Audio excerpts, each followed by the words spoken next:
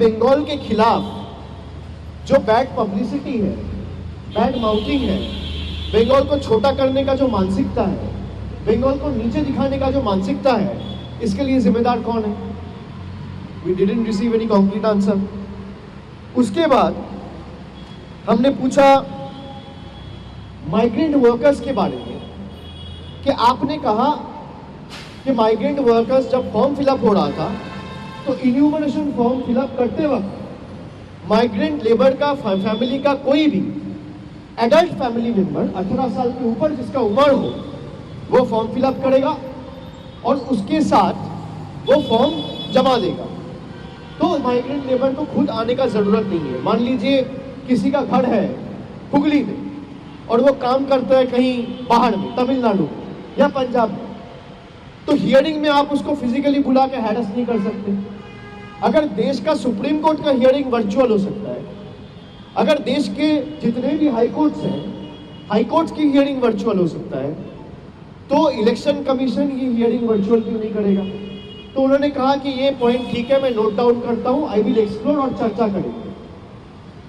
जैसा बात हुआ है मैं आपको बोल रहा हूं, फिर सिलेक्टिवली करेगा तो हर पत्रकार, अगर आप जर्नलिस्टिक एथिक्स में बिलीव करते हो, ask them to release the CCTV footage. उसके बाद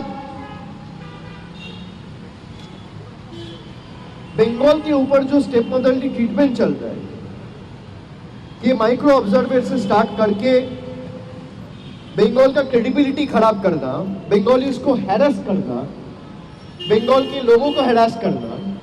जैसे माइग्रेंट लेबर के केस में बिहार में जब हुआ था तब किसी को फिजिकल हियरिंग में बुलाया नहीं था, नोटिस गया था। अब नोटिस के बेसिस से उसके परिवार का, मान लीजिए परिवार का वो पत्नी हो सकता है, वो माँ हो सकता है, वो पिताजी हो सकता है, वो बेटा हो सकता है, वो बेटी हो सकता है, वो बहन हो सकता है, वो भाई हो सकता है।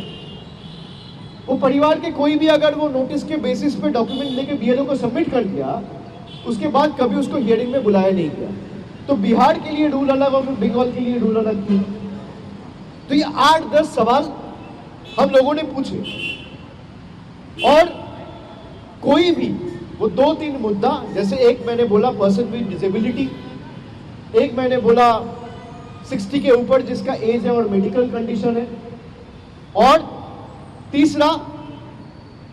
दूसरा हियरिंग वेन्यू डिसेंट्रलाइज करने के लिए उन्होंने भी बोला है कि भाई हियरिंग वेन्यूज को मैं डिसेंट्रलाइज करूंगा और डीएम्स के पास और डीईओस के पास ये डिस्क्रिप्शन है, they can use their own description and increase the number of venue. तो ये चीज स्टेट को उन्होंने लिखित में दिया नहीं था, आज मुझे बोला, पता चला, तो we will look into it कि अगर हियरिंग वेन्यूज बढ़ाया जा सकते हैं तो लोगों को दिक्कत नहीं होगा। उन्होंने बोला कि आपके BLA-2 क्यों हियरिंग वेन्यू में जाएगा? मैंने बोला क्यों नहीं जाएगा? अगर BLA-2 बूथ में बैठ सकता है, पोलिंग स्टेशन में बूथ का एजेंट बैठ सकता है पार्टी का, जब आप इन्यूमरेशन फॉर्म डिस्ट्रीब्यूट कर रहे हैं तब BLO के साथ BLA-2 जा सकता है, तब हियरिंग में BLA-2 क्यों नहीं जाएगा? बोला नहीं जाना चाहिए। मैंने बोला ठीक है, नहीं जाएगा, आप सर्कुलर इशू करो। बोला मैं सर्कुलर इशू नहीं करूंगा। मैं बोला सर्कुलर इशू नहीं करेगा तो BLA-2 रहेगा। अब ये जो जोर जबरदस्ती मानसिकता, वो सर्कुलर इशू इसलिए नहीं कर सकता क्योंकि circular will be challenge in the court of law. अगर आप ओरली बोलते हैं उसे कोई वैल्यू नहीं है। तो अगर इलेक्शन कमीशन को लगता है कि भाई BLA-2 नहीं रहेगा, और मैं ये दोबारा दोहराना चाहता हूं, यही सब गलती कांग्रेस ने किया है। आम आदमी पार्टी दिल्ली में पकड़ नहीं पाया, बिहार में आरजेडी कांग्रेस पकड़ नहीं पाया, इसलिए बीजेपी 88% का स्ट्राइक रेट लेके जीता है। बीजेपी महाराष्ट्र में जीता है, स्ट्राइक रेट है 88%। बीजेपी दिल्ली जीता है, स्ट्राइक रेट है 88%। बीजेपी बिहार जीता है, स्ट्राइक रेट है 88%। ये कोइंसिडेंस लगता है आपको? वोट चोरी तो यहां हो रहा है, वोट चोरी ईवीएम में नहीं हो रहा है। ये मैं दौड़ा देता हूं, ये ईवीएम जो भी कहता है, जिसको चुनाव कराना आता है वो वोटर लिस्ट में नजर दे, वोटर लिस्ट में चोरी हो रहा है। और यही चीज कोई और पॉलिटिकल पार्टी पकड़ नहीं पाया।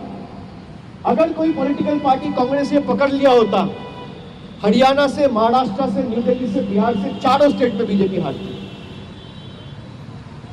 वो व्हाट्सएप के बेसिस पे डायरेक्शन दे रहे हैं। A government functioning is governed by official circular and notifications, not by WhatsApp directives.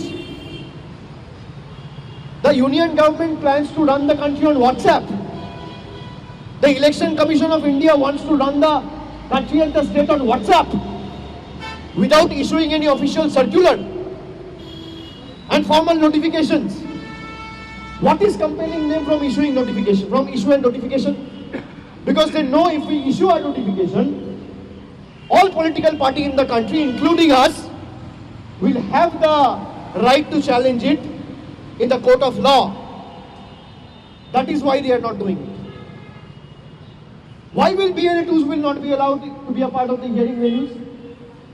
If they can be a part of the entire SIR process when the enumeration forms were distributed, if they can remain present within the polling station when the votes are being cast, why can't they be a part of the hearing process?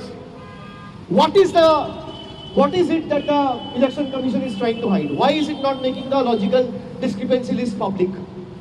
How can you clean a list by hiding details? Answer me. उनको लगता है गला उठा के बात करेगा और थोड़ा बहुत जोर से बोलेगा तो सब दम जाएगा। हम लोग जब बात करना शुरू किए, पहली बात तो जब कोई बोल रहा था वो रोकने टोकने लग गया। He started losing his temper. मेरे तरफ उंगली उठाने लग गया। फिर मैंने बोला you are nominated, I am elected. आपका उंगली नीचे करके बात करिए। हम लोग जो यहाँ पे बैठा हुआ है जनता का वोट से चुना हुआ है। बीजेपी के बदौलत खाली आपका एक नोटिफिकेशन का बेसिस पे मैं यहाँ पे नहीं आया हूँ। We are answerable to the people at large. You are answerable to your masters. I am answerable to the people of my state, for whom we have come here to ensure none of them are left behind from the final electoral roll when the list is published. आप उंगली नीचे करके बात करिए। उनको लगता है कि हम जो बोलेगा वो सुन लेगा। If he has the guts and gall, let him release the footage. I'm standing outside the Election Commission's office. There it goes. Nirvachan Southern Election Commission of India. Gyanesh Kumar must be hearing what I'm saying before the media now. If he has the courage, he should come down and face the media and combat and rebut every point I am raising before the media and you today itself without wasting any further time, rather than making selective leaks after he is down on what I know after 8 p.m. in the night. What is stopping him? He thinks the people of Bengal are his subservient. He thinks people of Bengal and we parliamentarians and the ministers, the MLAs or the MPs who have been elected by the people, standing in long queues by exercising their franchise, are they bonded laborers? Are they slaves? Apart from 2 or 3 basic questions, he has failed to answer any of the valid questions we have raised.